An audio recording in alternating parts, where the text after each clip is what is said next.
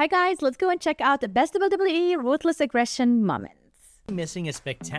After narrowly missing a spectacular shooting star press during the main event of WrestleMania 19, Brock Lesnar showcased his resilience by rallying back and ultimately defeating Kurt Angle to claim the WWE title. The following week, it was announced that a WWE Championship tournament would take place, with the winner earning a coveted title match against Lesnar at Backlash. Among the participants was an up-and-coming John Cena, who had his knee shattered by Lesnar just months earlier. Despite the setback, Cena fought his way to the finals and emerged victorious by defeating Chris Benoit. When their match started, Lesnar gained the early advantage, but Cena turned things around by hitting a low blow on Lesnar. Cena then attempted to use a steel chain, but the referee confiscated it before he could execute the move. This interaction allowed Lesnar to capitalize, delivering his devastating F5 on Cena, ultimately retaining the WWE Championship. Immediately after Randy Orton gave the fabulous Moolah an RKO on her 80th birthday, that was crazy. He made it his mission to take out every wrestling legend in sight. In the following weeks, Sergeant Slaughter, Booker T, and Rob Van Dam all fell victim to the self-proclaimed legend killer.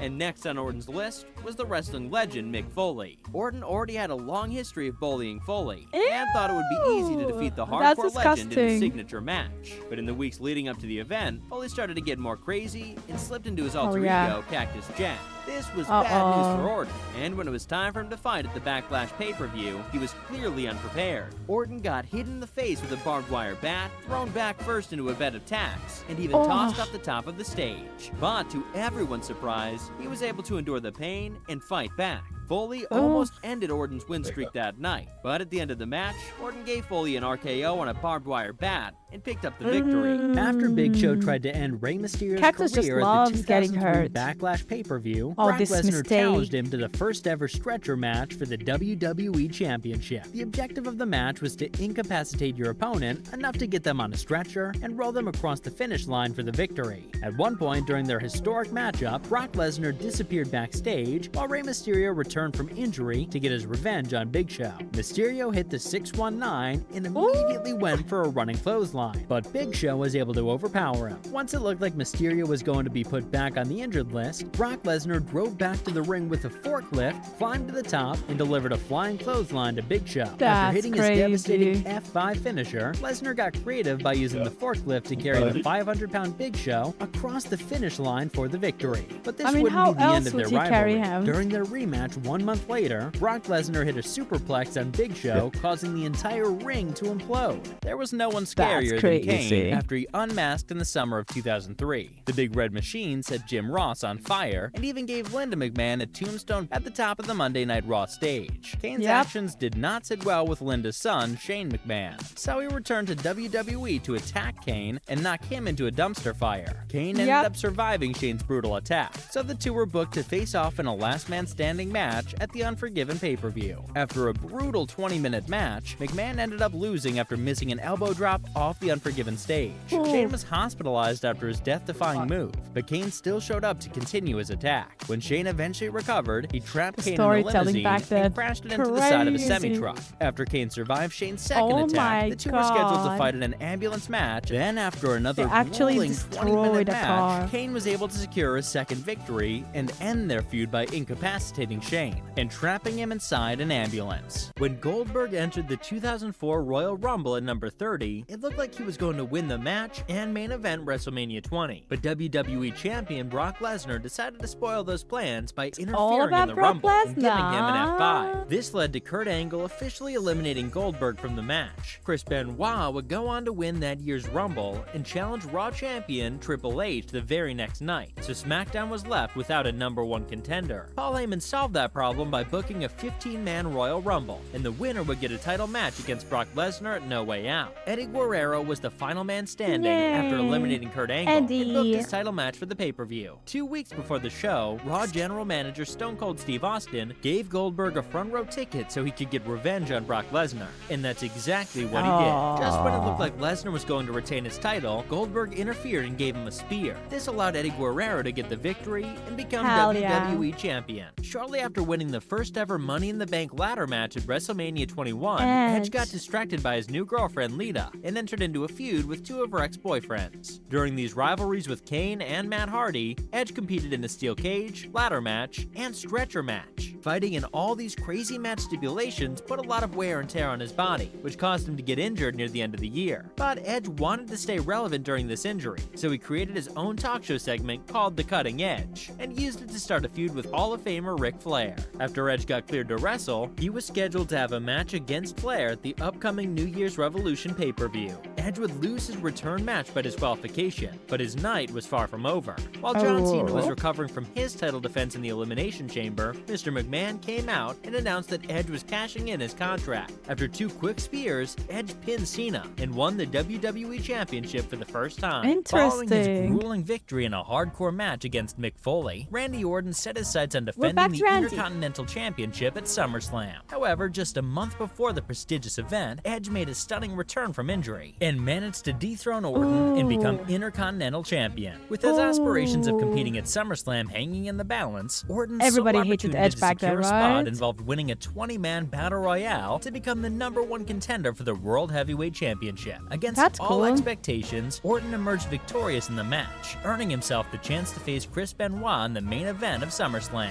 At the beginning of their match, it seemed that Benoit would successfully defend his title. However, Orton gradually gained the advantage, turning Benoit's cross-face into a devastating RKO. Orton secured the distinction of becoming the youngest heavyweight champion in WWE history. However, Orton soon discovered that occupying the top position came with its own consequences. Triple H and the remaining members of Evolution betrayed Orton by attacking him. Making a stunning comeback as the 30th entrant in the 2008 Royal Rumble, John Cena proceeded to secure victory by outlasting all others and eliminating Triple H in the final moments of the match. Cena conveyed to Orton his impatience for WrestleMania and opted to seize his title opportunity at No Way Out. However, during Cena's championship opportunity, Orton intentionally slapped the referee, resulting in a disqualification. This tactical move caused him to lose the match, but successfully retained the title. On that same night, Triple H secured his status as the #1 contender to Orton's title by winning the Elimination Chamber match. On the ensuing Raw episode, John Cena displayed his prowess by triumphing in a non-title bout, thereby securing his opportunity to challenge Orton alongside Triple H at WrestleMania. Notably, Triple H wasted no time in making his intentions clear to both contenders. However, it was Orton who had the final laugh, executing a devastating punt on Triple H and cunningly stealing the victory. After Big Show threatened to throw Torrie Wilson off a 20-foot ledge, Kurt Angle attempted to reason with him. However, his efforts were met with a brutal chokeslam that sent him crashing to the ground instead. Once Kurt Angle recovered from his injury, he sought revenge by targeting Big Show with a tranquilizer and shaving his head bald. This audacious act set the stage for a match between the two at the No Mercy pay-per-view. In the initial moments of their match, Big Show demonstrated his dominance, leaving Kurt Angle with no choice but to get himself counted out. However, Teddy Long ordered Angle to resume the match or never wrestle on SmackDown again. After Kurt Angle reluctantly returned to the ring, Big Show maintained his relentless dominance, leaving Angle struggling to find an opening. However, a fortunate turn of events occurred when the referee was knocked down, creating an opportunity for Angle to attack Big Show with the steel chair. Despite Angle's effort, it proved insufficient to secure a victory. In the closing moments of the match, Big Show chokeslammed Angle from the top rope and pinned him for the win. After severing ties with his manager, Paul Bearer, by entombing him in concrete, The Undertaker shifted his focus to a new goal, challenging JBL for the WWE Championship at SummerSlam. However, during their title match, JBL cunningly provoked The Undertaker into getting himself disqualified. In retaliation, The Undertaker unleashed his fury and chokeslammed JBL through the roof of his limousine. Despite JBL's attempts to avoid a rematch, Teddy Long eventually booked them to face off in a last ride match at the No Mercy pay-per-view. The match was a relentless back and forth with non-stop action, and just when The Undertaker seemed to gain the upper hand after chokeslamming JBL through the announcer's table, Heidenreich suddenly attacked him. Taking advantage of the chaos, Heidenreich placed Undertaker inside the hearse, allowing JBL to secure an unexpected victory. But the humiliation didn't end there. Paul Heyman drove the hearse to a parking lot where Heidenreich slammed a car into it, causing a giant explosion. The week after Brock Lesnar defeated Kurt Angle in a 60-minute Iron Man match, explosions in the Ruthless WWE title Aggression era. To congratulate the new champion. But shortly after Lesnar started his victory speech, The Undertaker crashed the party with Stephanie McMahon, who announced Undertaker as the new #1 contender. A furious Vince McMahon immediately demanded Stephanie Stephanie to retract the championship match, and when she refused, Vince booked the two of them in the first ever father versus daughter I Quit match. If Stephanie was to lose, she would have to step down as SmackDown general manager, and if Vince was to lose, he would have to resign as WWE chairman. Vince started the match showing no mercy towards his daughter, but it didn't take long for Stephanie to find a weapon and return the favor. The SmackDown general manager almost won the match a couple of times, but Vince was able to regain the upper hand and choke out his daughter with a lead pipe. Stephanie's mother was watching all of this unfold at ringside, and when she couldn't handle it anymore, she threw in the towel. This ended the violence, but gave Mr. McMahon the victory. After getting his head shaved at WrestleMania 23, Mr. McMahon wanted to destroy Bobby Lashley's career by taking away his ECW championship. So he booked Lashley to defend his title in a 3-on-1 handicap match against Team McMahon at the very next pay-per-view. Lashley's so underrated. And during the title match, Team McMahon's numbers were too much to overcome. After Umaga executed a devastating Samoan splash on Lashley, Mr. McMahon tagged himself in to get the pinfall and become ECW World Champion. No way, Over the next 4 weeks, What? McMahon took every opportunity to flaunt his new title, but Lashley would eventually win it back at ECW's signature pay-per-view. McMahon spiraled into a deep depression after losing the title, which led to a Mr. McMahon appreciation night in an attempt to cheer him up. But at the end of the night, McMahon entered his luxury limousine and this exploded into explosion. a million pieces. The entire wrestling world began to mourn the former CEO. But a week later, McMahon had to open up Monday night after an unexpected tragedy. When Mr. Kennedy made his debut in the summer of 2006, he took out every opponent So put that's in front how of he him came and eventually out won the on United the States Championship. storytelling. After his Okay. title win, he told general manager Teddy Long that he's beaten the best SmackDown has to offer, and there's no one left to beat. But Teddy reminded him he's never faced The Undertaker, and he would for the first time at the No Mercy pay-per-view. Kennedy won the match by disqualification, and their first blood rematch at Survivor Series. Undertaker was given one final shot to beat Kennedy at the Armageddon pay-per-view, and this time, they would face off in a last ride match. The objective of this stipulation was to throw your opponent in the back of a hearse and drive out of the arena. In the early moments of the match, it looked like Kennedy was going to pick up the victory, but Undertaker emerged from the driver's seat and chased him to the top of the Armageddon set. Undertaker attempted to go for a chokeslam, but Kennedy was able to reverse it and throw him off the top of the set. When Triple H returned to Monday Night Raw after a 4-month hiatus, he immediately betrayed Ric Flair by hitting him in the face with a And the music's so sledgehammer, and perfect for continued the Triple H. assault backstage, which lasted through an entire commercial break. The following week, Triple H explained to the WWE Universe that he had take the horse behind the barn and pull the trigger after Flair became a shell of his former self. When Flair returned, he told everyone that he would get his revenge at Taboo Tuesday, a pay-per-view where fans got to vote on the match stipulations. The 3 options to choose from were submission match, 1 fall to a finish, and steel cage, which ended up winning with 83% of the vote. In the early moments of Why their don't match, we have stuff Triple like H this busted today? Flair open and got him into the Where you figure can 4 leg vote lock, for a but Flair match was able to type. fight back Everybody and has return the favor with phones his and own figure internet. 4. At the end of the match, Ric Flair brought a steel chair into the cage to incapacitate Triple H, allowing him to escape with the upset victory.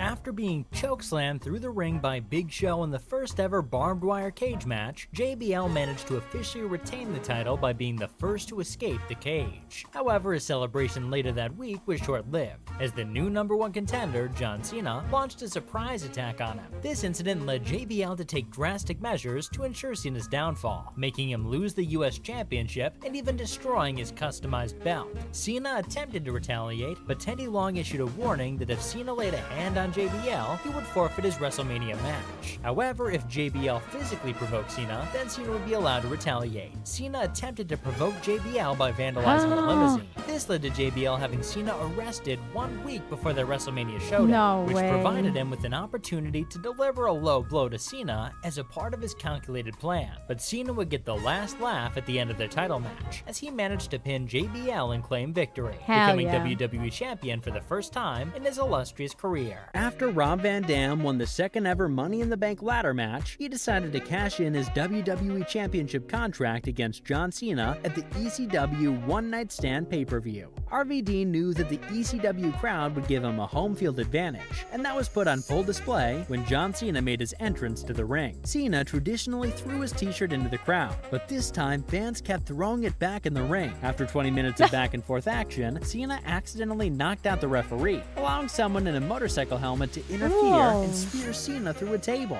The mystery man was revealed as Edge, and the crowd immediately broke out in a "Thank you, Edge" chant. RVD then hit a 5-star frog splash on Cena, and Paul Heyman made the 3 count to make RVD WWE Champion for the first time in his career. This became one of ECW's greatest moments, but unfortunately it was short-lived. Less than a month later, RVD would lose the WWE Championship to Edge, who went on to feud with John Cena for the rest of the summer. After Kane helped Mr. McMahon win his buried alive match against The Undertaker, he called his brother a coward at the funeral. Oh, I love said he was their happy story. to never see him again. Kane's next goal was to become World Heavyweight Champion, so he entered the Royal Rumble in hopes to become the new #1 contender. But during the match, Undertaker's signature music played, which led to Booker T eliminating a distracted Kane. Over the following weeks, Kane repeatedly insisted that The Undertaker was dead, only to be met with various paranormal incidents. After Kane couldn't handle the mind games any longer, he challenged The Undertaker to show up at WrestleMania so he could put a permanent end to the madness, and the dead man responded by violently shaking the ring. Cool. When Undertaker finally showed up in person at WrestleMania 20, he didn't come alone.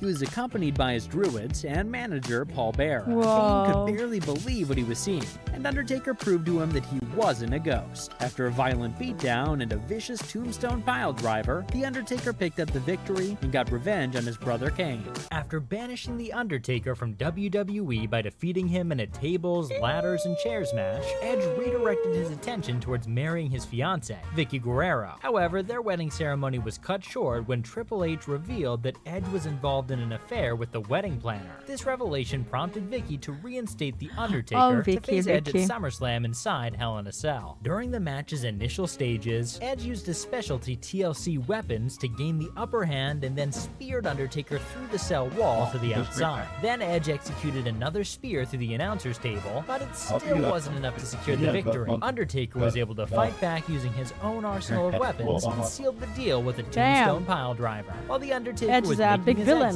he saw Edge still moving on the Titantron. This prompted him to re-enter the ring and execute a decisive chokeslam, sending Edge off a ladder and through the heart of the ring. With a fire ending, you guys. They really loved it to be bombastic.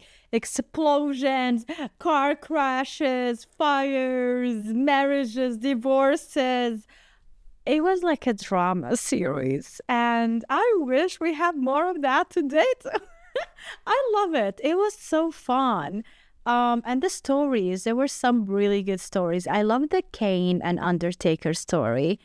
That was really cool. Like brothers hating on each other, the burning, yeah, like the surviving. No, he cannot die, Undertaker. And like these type of things were really fun. I don't know, today we have the Wyatt Six kinda like really cool and as this different, enthusiastic, more dark and sinister feel. But I feel like I haven't seen it for months now. Like they kind of forgot about them. What's going on?